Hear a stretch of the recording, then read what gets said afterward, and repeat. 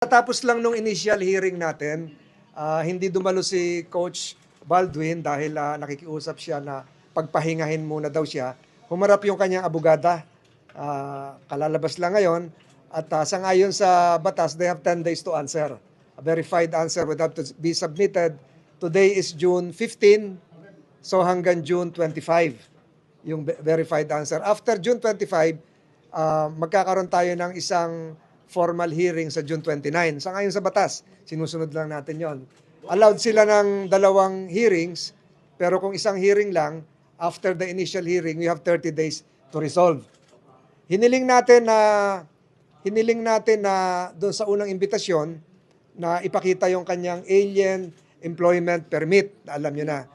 Hindi nila pinakita ngayon yung alien employment permit. Ang pinakita nila ay yung ACR. Alien Certificate of Registration ni Coach Baldwin na pinapakita ko ngayon sa harap ninyo. Ito yon. Ito yon. So ito yung hinarap nila ngayon, pero sa formal verified answer nila, kumpleto na yung dokumentong ilalahad nila. So ang sabi ko sa kanila, siya ay abogado ni Coach Baldwin, abogada, hindi siya abogado ng Ateneo de Manila. Ang Ateneo de Manila kumuha ng ibang abogado. Hindi pa natin pinapatawag ang Ateneo de Manila, yung employer, yun lamang employee.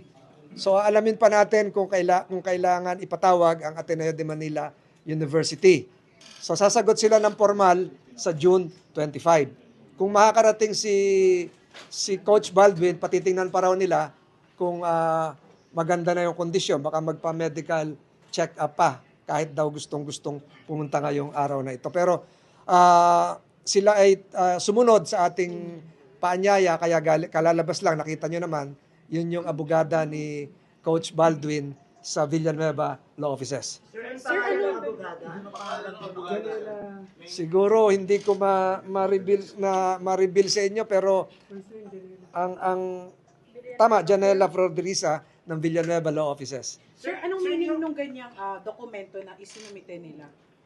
Preliminary lang ito. Siguro gusto nilang ipakita na legal yung pagtigil dito. Pero siguro kung maunawaan ninyo, pakinggan nyo maigi to. Kung meron kang ACR, hindi ibig sabihin pwede ka na magtrabaho. Tsaka sir, yung ACR issued by the Bureau of Immigration, Yes. not by the DOLE, dito? Yes, ang ini-issue ng DOLE ay AEP. Yung para ka makapag-alien employment permit. Yan ang ating tinatanong. So, ang hihintayin nyo ay yung June 25 na verified answer nila. So yung sinabit nila, wala namang kinalaman dun sa kaso? Yung ACR na yun, wala namang kinalaman? May kinalaman sa kaso dahil tinatanong natin yung status nila ni Coach Baldwin. So, legal resident siya kasi merong ACR nga ito. Redacted lang yung ibang mga linya kasi for confidential reasons. So ang nakalagay sa ACR, sir, resident siya or 9G visa? Permanent resident. So hindi lang siya working visa? Permanent, hindi to working visa, permanent residency card ito. Pwede ba magtrabaho yung 10 months? Hindi. Not automatic yan. Kailangan pa lang still Kailangan ng AEP pa. working permit ng Yes. DOLE. Yes.